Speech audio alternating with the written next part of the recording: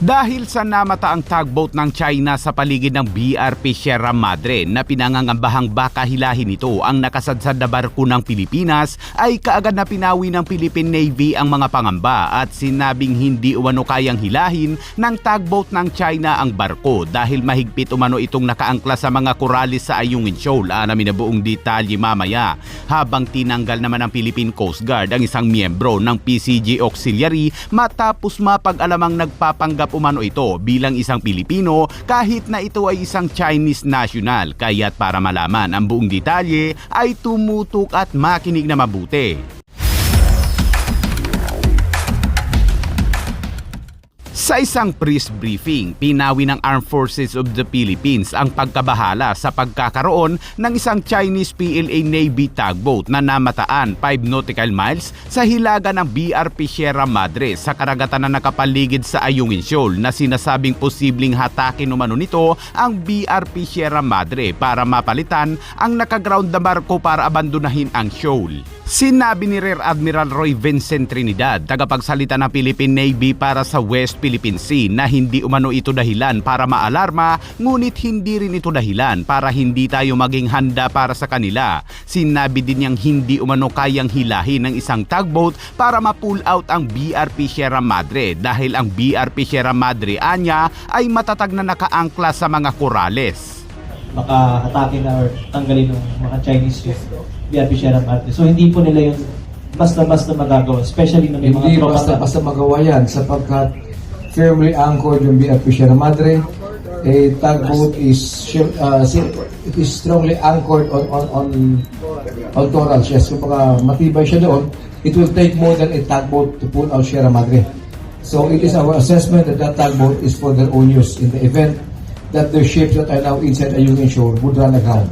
Sinabi ni Trinidad na ang tugboat anya na nasa paligid ng Ayungin ay ginagamit umano ng China dahil sa madalas ang pagsadsad ng kanilang mga barko sa mababaw na bahagi ng Ayungin. Nabanggit ng Commander-in-Chief na kung may mamatay umanong isang Pilipino sa West Philippine Sea dahil sa mapapilit at agresibong aksyon ng China Coast Guard, PLA Navy at Chinese Maritime Militia ay isa umanong red line para sa Armed Forces of the Philippines at magiging batayan para magamit ang MDT o Mutual Defense Treaty. Kaya't may mga contingencies na nakalagay anya para sa mga anumang posibleng mangyari. Ang mga pahayag ay dumating habang ang mga militar ay naghahanda ng isa pang misyon sa pagsuplay sa mga tropang nakatalaga sa BRP Sierra Madre. Sinabi naman ni Don Macklin Hill, geopolitical analyst at lecturer sa DLSU, na kung ipipilit anya ng China na ituloy ang mga agresibong intensyon nito sa ating mga legal na tubig at mga ari-arian sa dagat,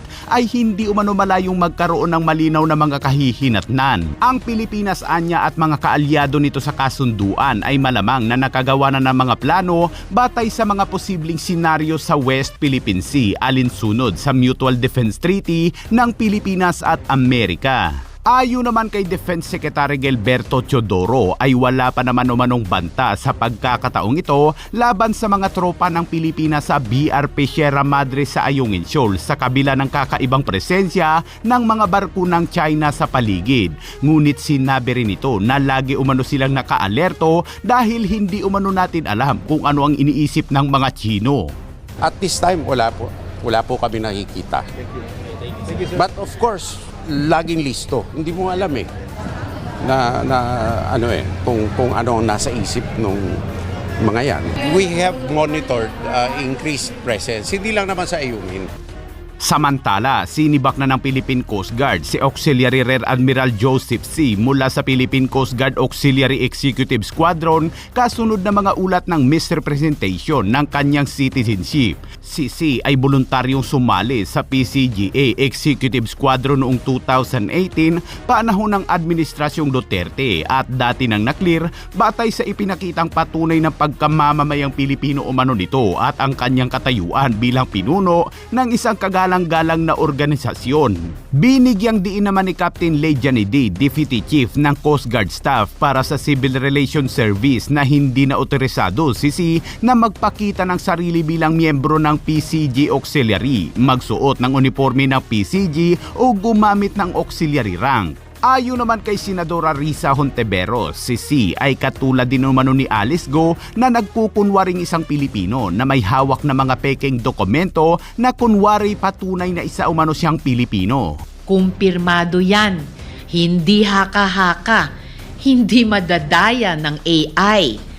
At kahit hindi tayo mga fingerprints experts, hindi naman siguro madi-deny pag pinagtabi ang photo niya dito sa ACR at ng kanyang passport na ang Chinese na si Chen Zhongzhen at ang di umanong Pilipino na si Joseph C. ay one and the same. Bakit nakakabahala?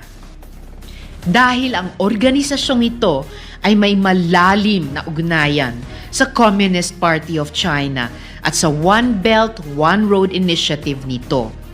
Sa photo na naka-flash ay ipinapakita ang isang online summit kung saan nandoon ang kanilang grupo. Ito ay tahasang pag-atake at paglapastangan sa ating pambansang interes at seguridad.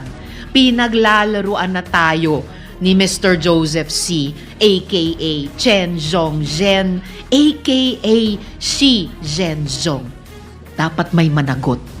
Ngayon, kailangan nating itanong, who is responsible for the registration of birth of Joseph C.? Samantala, malaking mayorya naman ng mga Pilipino ang hindi nagtitiwala sa China at kinikilala ito bilang pinakamalaking banta sa Pilipinas. Ayon sa kamakailang survey na isinagawa ng Okta Research Group mula July. Sa survey ay lumabas umano na nasa 85% ng mga respondent ang pumili sa China bilang isang bansang pinakamalaking banta sa Pilipinas, habang mayroong nasa 15% ang nagsasabi na may tiwala sila sa China. Baka hindi Pinoy yan.